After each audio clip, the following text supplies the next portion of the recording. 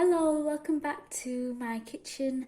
I'm remaking my banana loaf recipe because I feel like I've perfected my recipe now.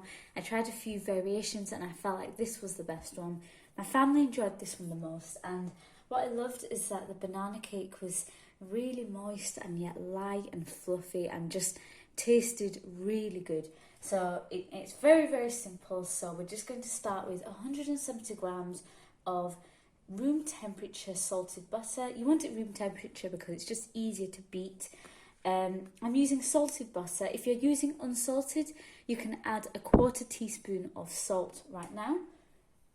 This just helps out bring the flavours in your cake out. And I've just added 170 grams of granulated sugar, and we're just going to beat this together until light and fluffy. When you've creamed your butter and sugar together, you'll know it's done when it turns to a lighter colour, like a paler shading colour, and it's really fluffy. So we're going to add 3 eggs, one at a time. So I'm going to add 1 egg, beat it in, and now the second egg.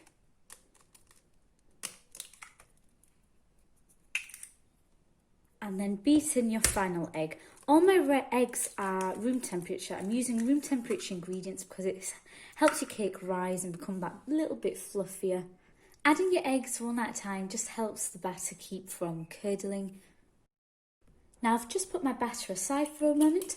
Over here I have 250 grams of self-raising flour, and I'm going to add a good 1/2 teaspoon of cinnamon to that, in addition to 2 teaspoons of baking powder. So that's one and 2. These are just 1/2 teaspoon measurements. We're just going to mix these ingredients through. The cinnamon is optional, but I feel like it just gives this really nice little background to your cake. You can't really taste the cinnamon as an overpowering flavour in there. And with that flour, we're just going to quickly sift it into our eggs, butter and sugar. And this just helps, again, make your cake extra light and fluffy by the end. We're not going to mix this in just yet. We're now going to mash up our bananas, the star of this show. So over here, I've got 3 medium-sized or large, it doesn't really matter. I've just got 3 very overripe blackened bananas. I've tried this with bananas that are just perfect for eating, but it just doesn't give the same flavour to the dish, like to the loaf. I find the banana flavour isn't quite strong enough and it's not quite sweet enough, but the more overripe your banana, the better. Honestly, I've used bananas darker than this, and there's just no such thing as a banana that's too overripe for banana loaf. When you've peeled your bananas, they're very soft. I'm going to add about 1 to 1.5 teaspoons of vanilla extract. I think today I'm going to do 1.5. Just depends on my mood.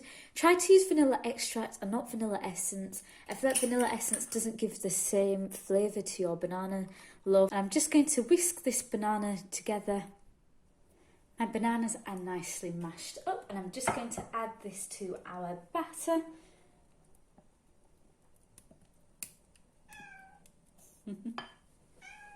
And what we're going to do now is fold this mixture in. You don't want to overmix it. You're just adding it until you just mix it until just combined. And I'm liking, oops, I've got a bit tongue-tied.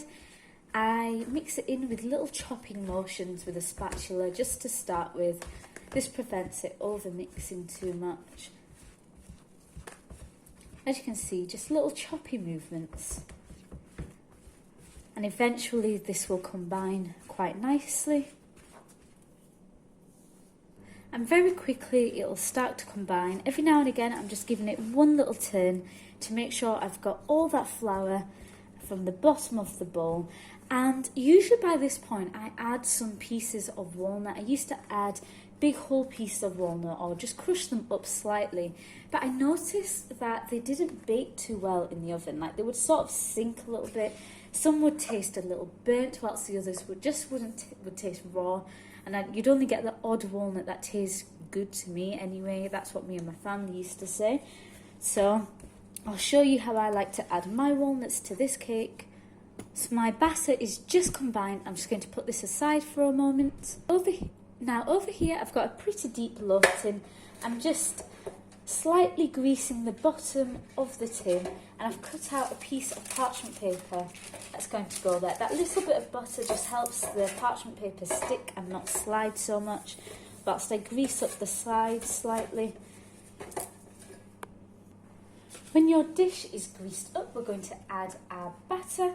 I like to grease the edges because it gives a little bit of colour to the side of your cake as well. It gives that little bit of golden brown buttery flavour. And now we're going to add some finishing touches to our cake before it goes into the oven.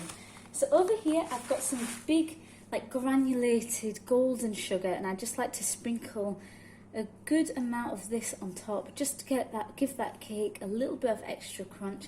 If you have even bigger pieces of sugar, that would do even better at this point. And this is where we're going to add our walnut to the cake. So I've got a good handful of walnuts. I may add just a little more, and I'm going to crush these up slightly. When your walnuts are crushed up, some of it will be in little bits and pieces. We're going to sprinkle it on top of our cake. Now this I found was the best compromise for, when you add walnuts to a cake and it tastes a little cardboardy. I found this helped the walnuts roast up a bit, give it a much better flavour to your cake, and give your cake that little bit of extra texture on top. I'm leaving some big pieces, but I want the majority of mine to be quite fine little crumbles, to be honest. I feel like this is the sort of texture I like. But of course you can crush yours to the size that you want. If you prefer almonds, you could use that instead, or hazelnuts, or pecan nuts. I feel like that would be a fantastic addition on top. But I want a really good, healthy sprinkle of walnuts on top of my cake. And this is ready to go into a 160 degree preheated oven, and I reckon this should take about an hour and a half, but we'll see. And you just want to cook it until the top is nicely brown, the edges are just starting to pull away. I never give a specific time for when it's going into the oven because I feel like it bakes differently every time, depending on your oven, depending on how much cake you have in your loaf tin. I like to just observe it and decide from there. I've just put my tin on a baking tray just in case, because I feel like this is filled up quite a lot, just in case it overflows a little bit. And now this is ready for the oven. My cake has just finished baking. It took about an hour and 15 minutes. And you know it's done when you poke a knife in there and there's no batter clinging to there. So we're going to let this cool entirely before we dig in. This is not one of those cakes that you want to eat fresh out of the oven, or you just want to let it cool entirely. The flavour changes and becomes much more intense, and that banana flavour really comes through nicely. The top is nice and crisp, and it's just cracking in the middle. This is just how we love our banana loaves to be, and just be patient with it. So my banana loaf has had a chance to cool. Let's cut into it and see what it's like on the inside. You can tell it's really nice and fluffy inside there. It's nice and crumbly texture. I like these crispy pieces on the top. The top is nice and crisp as well. And I hope you enjoy the recipe. It's very easy. If you do like it, please leave a like and subscribe. Click that notification bell, and thank you for watching.